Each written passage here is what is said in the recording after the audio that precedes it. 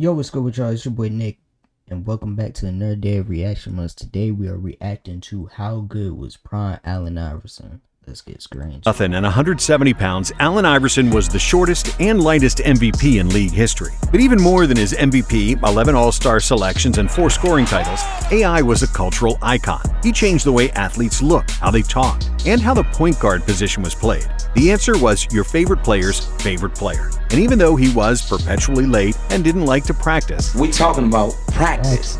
In 2001, he produced one of the most magical finals runs in NBA history. In this video, we'll talk about Iverson's prime years, how desperate the Sixers were before his arrival, and how AI reached basketball immortality with the worst offensive team ever. Hey, AI one of my favorite players. I feel like people underrate him, like just because he didn't win the ring. Like that dude cold though.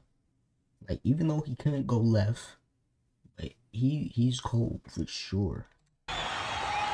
And it all started while Allen Iverson was still in high school, when the Sixers started to suck. Since the 1992 season and Charles Barkley's trade to Phoenix, the Philadelphia 76ers became one of the worst teams in the NBA. But after they won just 18 games in 1996, there was hope on the horizon when the Sixers won the draft lottery and the #1 overall pick. The 1996 draft was the best class ever, producing 10 All-Stars and 5 Hall of Famers. But the Sixers... Anyone that y'all want to debate? Anyone? Yeah. 96 got the best draft. 03 comes close because they got Bron, Melo, D-Wade, Bosh, and them. These dudes got Bean, got Kobe, got AI, got Marcus Camby. They got some guys on that. The choice was easy, and they went for a sure thing. Despite some questions about his character and him being the smallest and the lightest player ever selected first overall, there were not that many questions about the answer's game. Because from the first moment he stepped on an NBA floor, there was no doubt this guy was the fastest player the league had ever seen. Even as a 155-pound rookie, Iverson put fear in people's hearts because nobody could stay in front of him. Iverson could change directions with the ball on a string, turn on the jets, and burn whoever, whenever. Plus, despite his small stature, Iverson had a long wingspan. He was wiry strong and fearless. If you tried to beat him up, he'd get up every single time and go at you 100 miles an hour again and again. In his NBA debut, AI scored 30 points, which was the 6th highest scoring game ever for an NBA rookie. Allen also broke Wilt Chamberlain's rookie record of 3 straight games with at least 40 points, doing so in 5 straight games, including a 50-point effort in Cleveland against the Cavaliers, who had the second best defense in the NBA that season. He thus became the second youngest player ever to reach the 50-point plateau. But the most memorable moment of his rookie season came against his idol, Michael Jordan. Iverson has Jordan. The crowd is into it. Allen shakes free.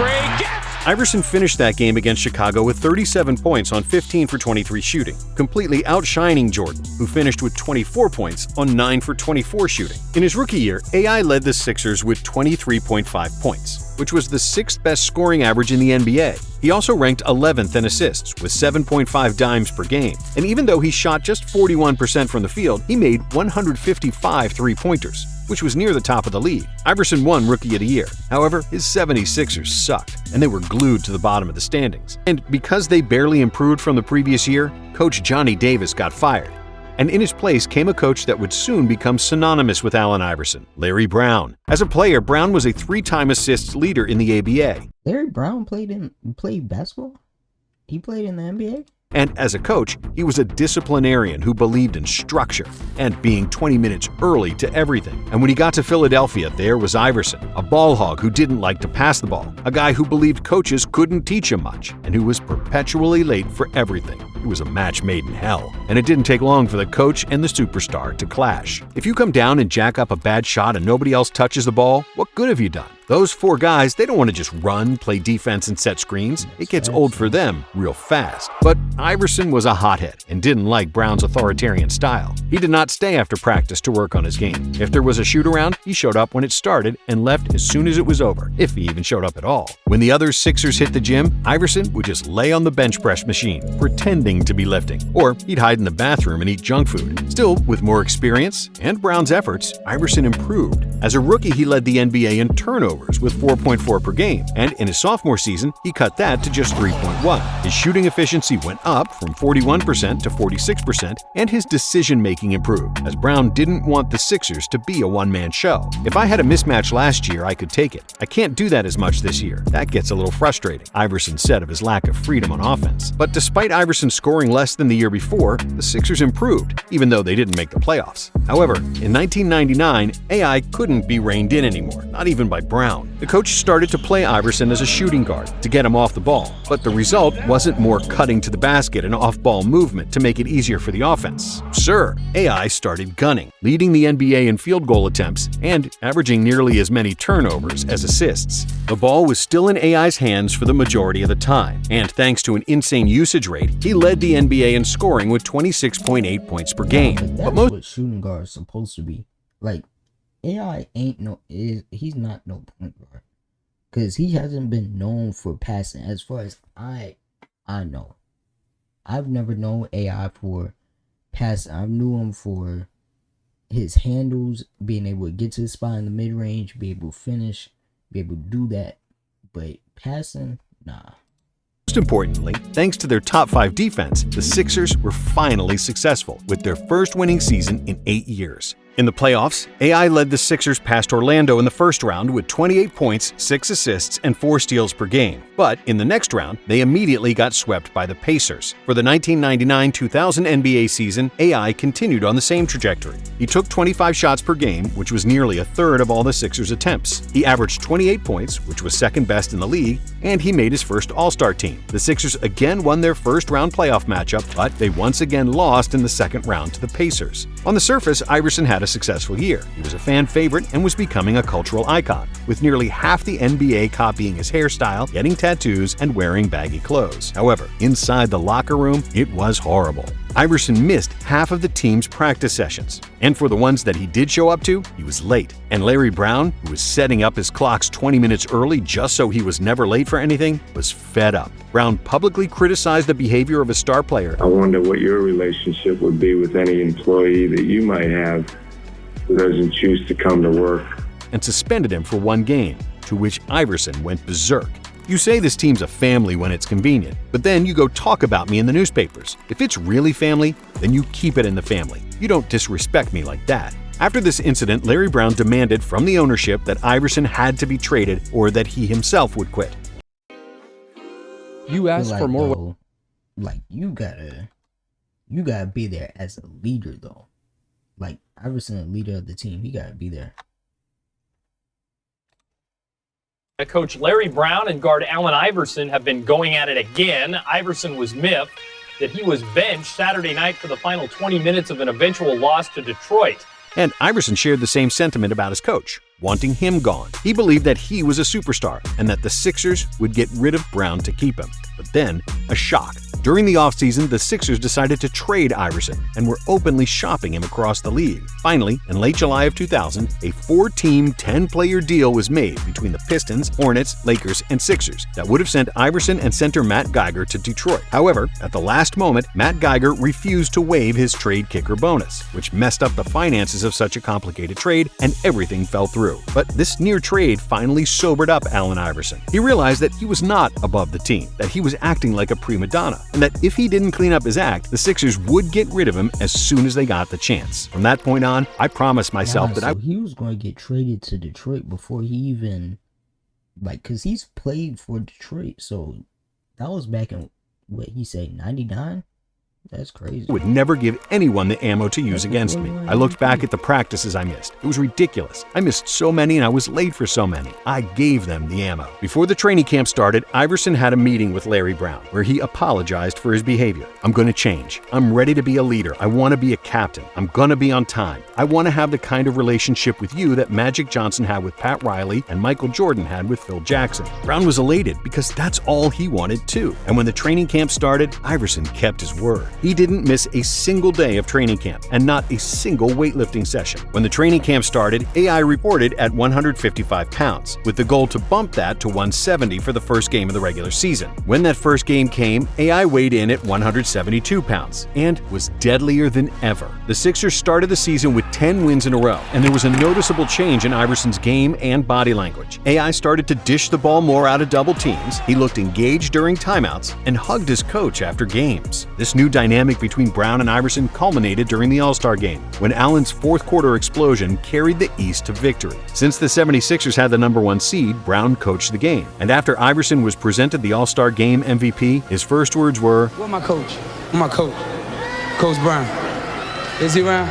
Before the trade deadline, the Sixers traded Tony Kukoc and Theo Ratcliffe for Dikembe Mutombo, who won Defensive Player of the Year that season. The Sixers secured the #1 seed in the East, and for the first time since their championship year in 1983, it looked like they could go all the way. After they defeated the Pacers in the first round of the playoffs, Iverson was named the league MVP, with averages of 31 points, 4.5 assists, and 2.5 steals. On top of a Defensive Player of the Year and the MVP, the Sixers also had a Sixth Man of the Year in Aaron McKie. However, so 6-man Defensive Player of the Year and MVP. Has anyone done that yet?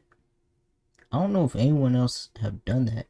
in the second round, another problem awaited, and the clash with the high-flying superstar Vince Carter. Vince and AI were the most attractive players in the NBA, and their matchup was one of the most exciting duels in NBA history. In Game 1 in Philly, both Iverson and Carter went over 35 points, but Toronto won. In Game 2, AI scored 54 to even the series, and Carter immediately countered with 50 of his own in Game 3. The Sixers evened the series in the fourth game, and in Game 5, Iverson eclipsed 50 again, finishing with 52 points, 7 assists, and 4 steals to give Philadelphia a 3-2 series lead. But in Toronto, Carter played out of his mind again, scoring 39 points to extend the series and force a Game 7. On the day of the deciding game, Carter had a graduation ceremony in North Carolina, and he decided to participate. After 2 flights that day, he made it to Philadelphia, but he was exhausted and played an awful game, including a final second miss. Now, respectfully, I'm not going to that college thing.